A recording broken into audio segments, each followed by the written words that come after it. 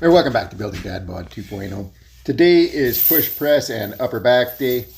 You're going to see in a couple sets my solution to my AC joint clicking and popping, so go ahead and feel free to make fun of me in the comments.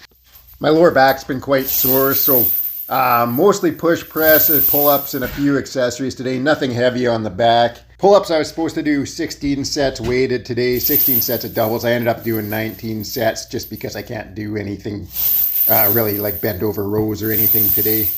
So while I'm showing my 19 sets of pull-ups, we're going to talk about overcoming fears. Right now we're focused on push press. So push press has been bugging my AC joint, my bicep tendon, and just my shoulder in general. So this is my solution for the AC joint.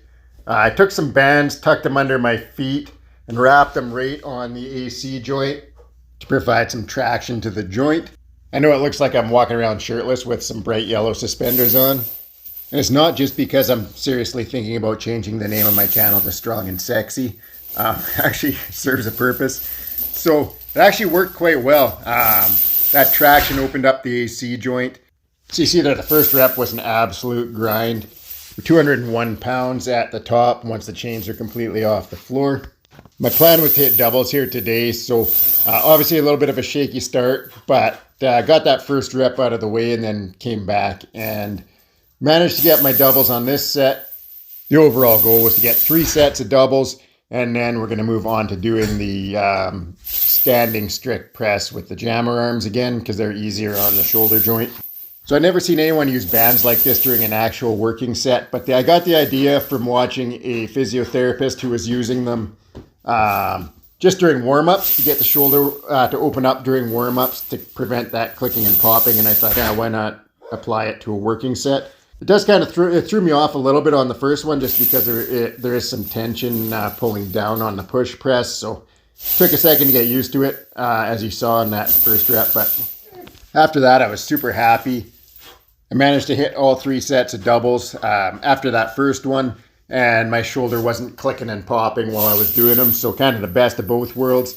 The only spot that's still bugging me a bit is that bicep tendon. It feels totally fine on the way up, but coming back down on the eccentric, it is not happy.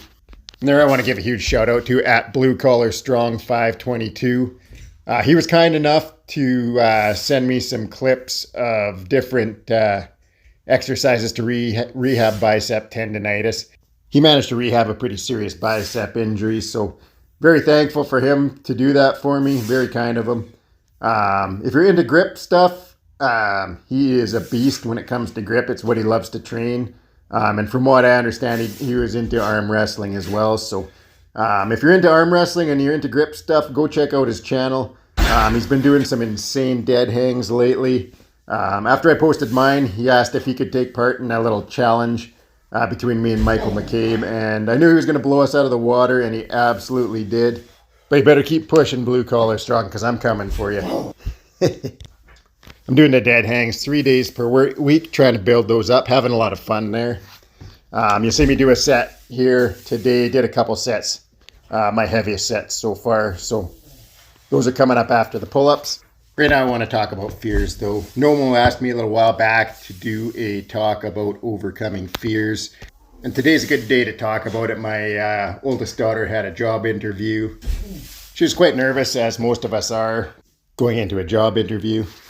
Now we'll go back to that story in a minute. So when it comes to fears, we have rational fears and we have irrational fears. Remember there was a movie quite a few years ago about a guy, based on a true story about a guy who went to live with grizzly bears. He ended up getting eaten by them. Now most of us would have a rational fear that would tell us not to go live with grizzlies. They're wild animals, they get hungry, they don't care if you think they're your friend or not, they're going to eat you. Now let's go back to my daughter and then we'll go back even further to myself. My daughter and I are both introverts. Growing up I was insanely shy, as was my daughter. Now, as someone who was insanely shy, I would still say that being shy is an irrational fear, despite the fact that I can tell you exactly when and why I became a shy person as a 5-year-old child. I can't tell you why my daughter was shy other than just a personality thing, but I know it was eating her up inside. She didn't want to be shy. It was holding her back from making friends and making meaningful relationships. She had a little crew of a couple friends that were also shy, but she wanted to spread her wings. So that brings us to the real driver of overcoming fears, and that is you need a reason to. You need a why. It's the same thing with anything in life. Why would you change if you have no reason to, if you don't see a benefit to it? So with my daughter, I knew she wanted to change. She came to me and my wife and was talking to us about it in grade 9. My wife is an extrovert, so is my youngest daughter. They are not shy in any way, so it's hard for them to relate. But me and my daughter had a lot of good talks about facing the fears head on. As a shy person, or just fears in general, to overcome any specific fear, you have to face that fear. You have to put yourself in that situation. And you go into it knowing that it's going to be a process. So what she did, a few days later, she came back to me and my wife and told us what she was going to do is she's going to go to school and she was going to talk to a kid she didn't know every single day. Nothing major, even if it's just saying hi. Ask them how they're doing, and then carry on with her day. It was absolutely 100% outside her comfort zone, but that's what she did every single day. She went to school and found a kid she didn't know and made small talk with them, which is something she absolutely hates. But it was a necessary step to overcoming her fear, which she did. Now she has tons of friends. It was insane to me that at 13, 14 years old, she was able to put herself in those extremely uncomfortable situations and overcome it. But it goes to show the desire was there to change. If there's no desire to change, we'll never overcome fears. Which brings me back to today. She was really nervous for her job interview, but we went in. We know somebody that works at the grocery store, so she didn't know where she was going for the interview. So I said, hey, we can go ask Shauna, see where we're supposed to go. Or you can just go to the deli, which is the section of the store she was applying for. Find the first worker you see and tell them you're here for a job interview with Candace, and let them point you in the right direction. The easiest thing obviously would have been to go talk to the person that we knew, but without hesitation she went over to the deli counter to a complete stranger and did exactly that. Turns out that person was Candace. They sat down, did the interview, and she got the job. I was going to relate this back to a couple fears from my own life, but I'm running out of time here, only about 40 seconds left. So I'll talk quickly. I was a mechanic for 17 years, had to make a career change due to some health issues. Got a job with a communications company. I was deathly afraid of heights. I had to climb telephone poles, 32-foot ladders.